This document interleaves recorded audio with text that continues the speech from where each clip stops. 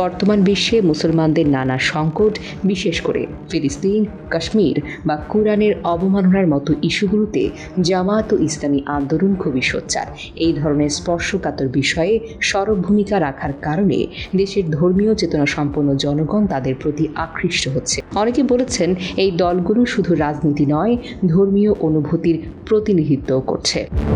বর্তমানে তরুণরা প্রচলিত দলগুলো থেকে অনেকটাই বিচ্ছিন্ন। তাদের অনেকেই ইউটিউব, ফেসবুক, টিকটক সহ বিভিন্ন মাধ্যমে জামায়াত ও ইসলামী আন্দোলনের বক্তব্য শুনছে, বিশ্লেষণ করছে এবং মতামত দিচ্ছে।